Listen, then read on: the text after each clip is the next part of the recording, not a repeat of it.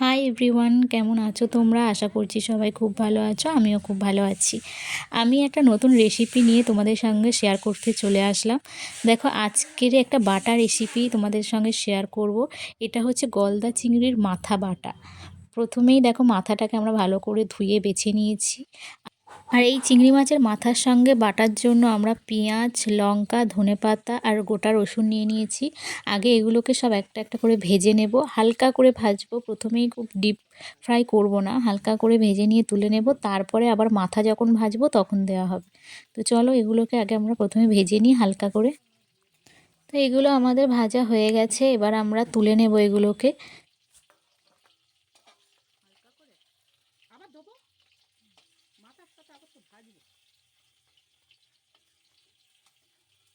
এবার আমরা কড়াইতে চিংড়ি মাছের মাথাগুলোকে দিয়ে দিচ্ছি। খুব হালকা তেলে ভাজছি, কারণ চিংড়ি মাছের মাথায় প্রচুর পরিমাণে ঘি রয়েছে, তো তার জন্য খুব তেল ছাড়বে। তো খুব কম তেলে আমরা মাথাগুলোকে দিয়ে দিয়েছি। এবং তারপরে আমরা মাথাগুলোর মধ্যে লঙ্কার গুঁড়ো, হলুদ গুঁড়ো, নুন দিয়ে নেব। যদি তোমরা আগের থেকে মাছের মাথাগুলোই যদি নুন, লঙ্কা, হলুদ মিশিয়ে রাখো, তাহলে আর কড়াইতে দিতে হবে না। আমাদের যেহেতু আগে থেকে মিশানো ছিল না, তার জন্য আমরা কড়াই দিয়ে দিচ্ছি।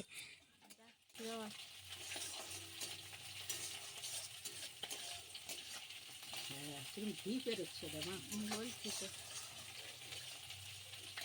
এই দিয়ে করে এক ভাত খাওয়া যায়।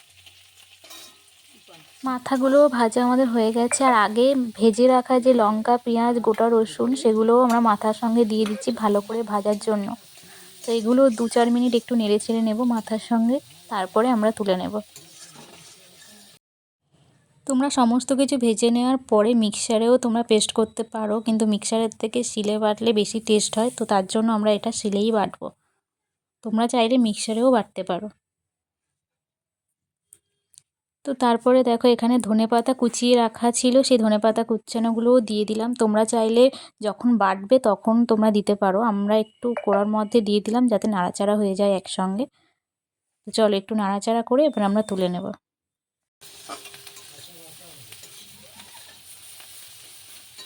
আমার যে কোনো বাটা রেসিপি খেতে খুব ভালো লাগে। যেমন ধরো, শিম বাটা, লাউ পাতা বাটা, চিংড়ি মাছের মাথা বাটা, যে কোনো বাটা রেসিপি আমার খুব ভালো লাগে। আর বাটা রেসিপি বাঙালিদের ঘরে একটা ফেমাস রেসিপি। আর হ্যাঁ, তোমরা এই রেসিপিটা কে কেমনভাবে করেছো আমাকে অবশ্যই কমেন্টে জানিও। আমিও তোমাদের মতো ট্রাই করে দেখব। আর তোমরা অবশ্যই আমার মতো করে একবার ট্রাই করে দেখো, খুব ভালো টেস্ট হয় এটা। তো তোমাদের সঙ্গে কথা বলতে বলতে এগুলো আমার ভাজা হয়ে গেছে। চলো, এবার তুলে নিই। হালকা একটু ঠান্ডা করতে হবে, কারণ প্রচুর পরিমাণে গরম, সবে যেহেতু ভাজা হয়েছে। আবার খুব বেশি ঠান্ডা করলে আবার বাটতে অসুবিধা হবে। তো অল্প একটু ঠান্ডা করে তারপরে বাটবো। তো চলো, এই আমাদের ভাজা রেডি, এবার আমরা বাটবো।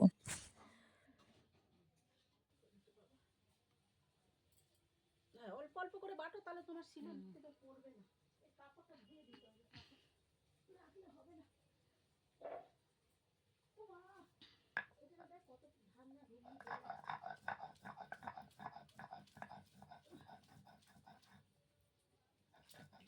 গরম গরম তাড়াতাড়ি মচমচে হয়ে পেটে বাটা হয়ে যায় না, গরম গরম।